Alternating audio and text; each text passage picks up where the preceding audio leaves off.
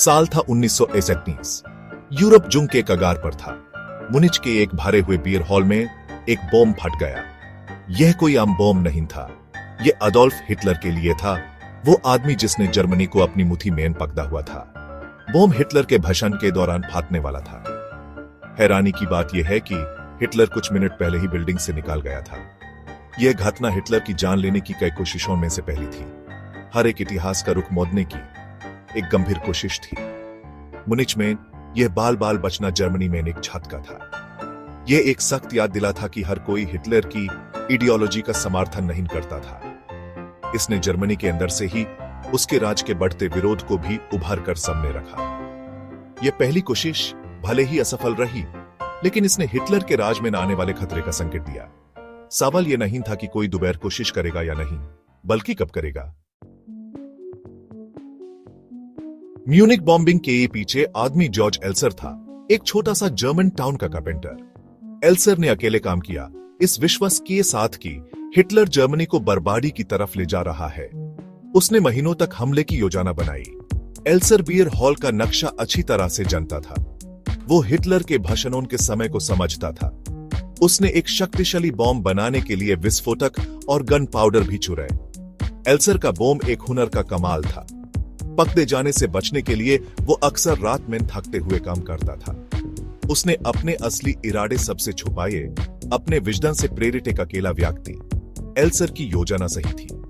वो स्पीकर के पोडियम के पीछे बॉम्ब लगाएगा, जो हिटलर के भाषण के दौरान फाटने वाला था। वो मानता था कि हिटलर को खत्म करना ही जर्मनी को आफत से बचने का इकलौता रास्ता है। म्यूनिच बॉम्बिंग भले ही एक अकेला व्यक्ति का काम था, लेकिन इसने जर्मनी के अंदर बढ़ती हुई असंतोष को उजागर किया। हिटलर की जान लेने की कोशिश ने नाजी राज का विरोध करने वालों को हौसला दिया।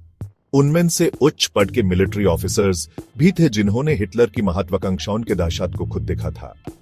यह आदमी जो अपने देश की सेवा करने के लिए प्रतिज्ञाबद्ध थे, खुद को एक असंभव दुविधा का सामना करते हुए पाया। एक डिक्टेटर के आदेश का पालन करो या जर्मनी को खुद से बचाने के लिए काम करो। ऐसा ही एक व्यक्ति था हेनिंग वॉन ट्रेस्को, एक जर्मन मिलिट्री ऑफिसर। शुरू में हिटलर का समर्थन करने वाला ट्रेस्को नाजी राज से मोहभंग होता गया। वो यहूदियों के खिलाफ किए गए अत्याचारों और जुर्म की तरफ बढ़ती रफ्तार से घृणा करता था। ट्रेस्को को एहसास हुआ कि हिटलर की महत्वाकांक्षा जर्मनी को बर्बादी की ओर ले जाएगी।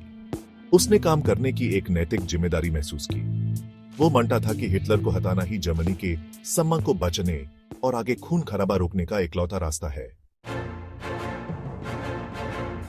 सेक्शन 4, ऑपरेशन स्पार्क प्लग और असफलता की कीमत। ट्रेस्को ने एनी कंस्पिरेटर्स के साथ हिटलर की हत्या करने की योजना बनाई। उन्होंने अपने ऑपरेशन का कोड नेम स्पार्क प्लग रखा। उनकी योजना डेयरिंग थी। हिटलर के पर्सनल एयरक्राफ्ट में एक बॉम्ब लगाना। ट्रेस्को ने प्लेन तक पहुंचने के लिए अपने पद का इस्तेमाल किया। उसने बॉम्ब एक फेलो ऑफिसर को सौंपा, जिसे प्लेन के लगेज कंपार्टमेंट में रखना था। योजना फूल प्रूफ लग रही थी, लेकिन किस्मत के कुछ और ही प्लान थे। पैकेज में छिपा बॉम्ब फाटने में नाकाम रहा। बाद में पता चला कि बॉम्ब का फूसे खराब हो गया था। हिटलर, जिसको इस खतरे का पता नहीं था, प्लेन से उतर गया। ऑपरेशन स्पार्क प्लग की असफलता कंस्पिरेटर्स के लिए एक बड़ा झटका थी।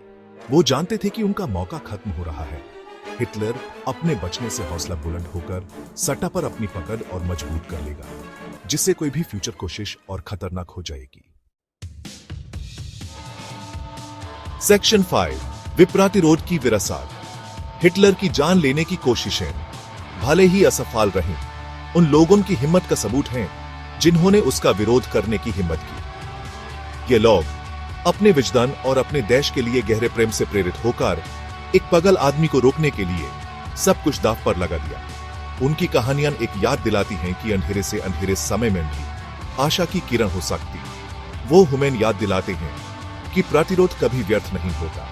उन लोगों की विरासत जिन्होंने हिटलर का विरोध करने की हिम्मत की, वो असाधारण ब्रेवरी और अटूट नैतिक विश्वास की है। उनकी कहानियां आज भी गूंजती हैं, हमें सही के लिए खड़ा होने के महत्व की याद दिलाती हैं, चाहे परेशानियां कितनी ही ज्यादा क्यों न। वो आशा के एक स्थायी प्रतीक और मानव आत्मा की अन्याय का विरोध करने की शक्ति के सबूत के रूप में काम करते हैं।